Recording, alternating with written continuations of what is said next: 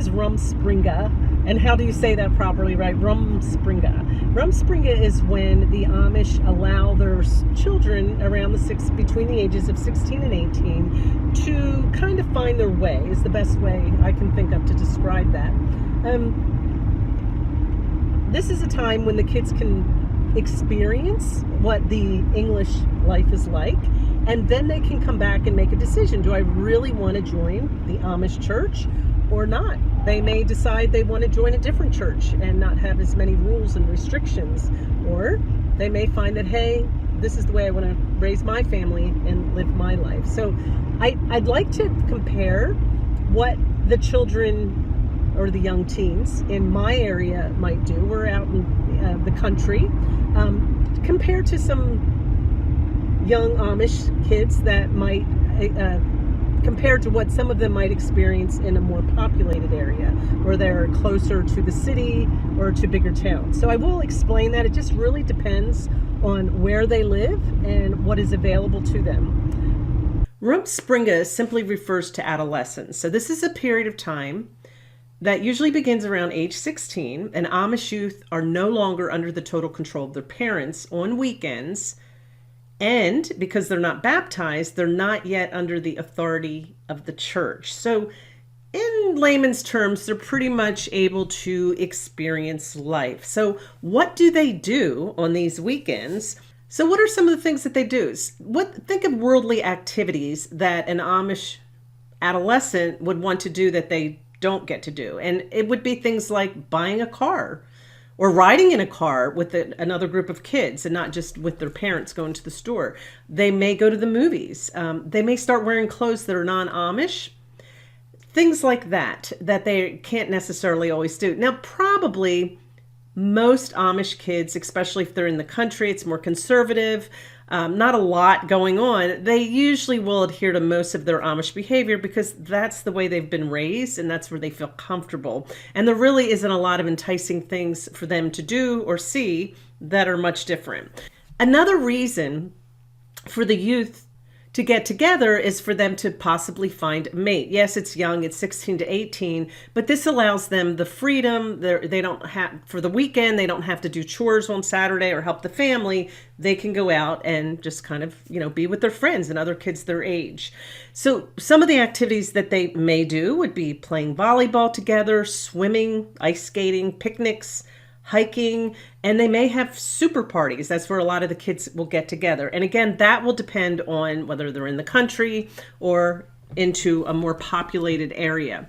I know here in our area, I have seen groups of youth playing volleyball over by the auction building. They had a whole bunch of volleyball nets set up, and I happened to be lucky to go by one day. I wish it was a situation where I could have gotten a video from a distance, but it just wasn't set up that way. They were right along the road, and there had to be at least 50 kids out there playing volleyball. So I said, that's got to be Rumspringa. And it was actually in the spring when the weather was nice and everything. So they love to get together, and you may hear of barn dances and things like that where the kids will get together and just get to know each other. So what happens when they start seeing each other? They may decide that they want to get married, and that the dating period, or when they get together, they might write letters to each other and just be connected to each other. Maybe the boy will take the girl home after church and things like that. It's a subtle relationship. Once they decide that they want to get married, they let the deacon know of their intentions.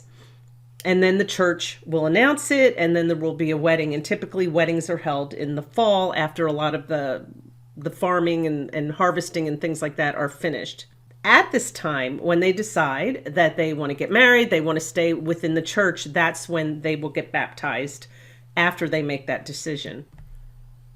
So to answer a question, some people might say, well, when does Rumspringa end? It will end when they decide to get baptized or they decide to leave the church. So once they make that decision, can it go on longer? Yes. We had a gentleman come to our house to give us an estimate on cabinets, and we had to go pick them up and everything. So it was kind of cool. We got to talk, and he was saying that, I think I was asking him about shunning. Does this church still shun? And he said, not really, not like in the past where you couldn't have any connection with your kids if they decided to leave the church. He said he had a son, he was in his 30s, and he still lived at home and did not join the church because he didn't want to give up his car. He really wanted to be able to drive and have a car, and joining the church, he wouldn't be allowed to. So the family, he didn't go to church with his family, but he was able to live with them and see them, but was not, quote, part of the community, if that makes sense. So that's when Rumspringa will end, is when the youth makes that decision. Now, this part, what I'm about to tell you, is something I read. I didn't really talk to anybody because I don't think it's really common in my area, but I was reading an article that some of the Rumspringa teens that are in the more populated areas might get together and start, they might even form, like, I don't want to say gangs, but groups that they identify with, kind of like what our youth do. If they're in a gang, they might have different colors or different names. I would like to think of a better name than that, but they might do that, and those groups might indulge in more activities that are more forbidden, and then maybe going and having a gospel song and eating together and singing together. They might smoke cigarettes or go out and, experiment with alcohol or drugs. Again, I don't see, I would think that I will say, and I don't want to talk a lot about that because, like I said, from who I've talked to here in my area, that's not really a problem, in general. And the neat thing that I also learned was a large percentage of the kids that go through the Rumspringa, 85 to 90% of them do decide to join the church. So their proportion of the kids that do come back is really high. And that's their support system, their family, their way of life. And so they decide to stay. And very quickly, I want to answer the question, do all Amish groups practice Rumspringa? I know for a fact that the older order Amish settlements, old order, they do practice it. And again, it depends on where you live and how it's practiced and how close that the community is and what they want to allow the kids to do. When the kids in any group practice the Rumspringa, they do not go outside of their community to look for other kids to possibly date and marry. They will go to another old order group, but they will not go outside of their sect, if that makes sense. So, well, thank you for watching, guys. I hope you have a good one. Have a blessed day, and don't forget to subscribe and ask questions in the comments below. That's actually how I make my videos. I want to help you and answer the questions that you have about the Amish community. Always remember, there are different sects and there are different areas that they live and different variations to a lot of the answers to these questions. But hopefully this helped answer your question about what is Rumspringa and what do the kids do when they have that time to figure out what they want to do.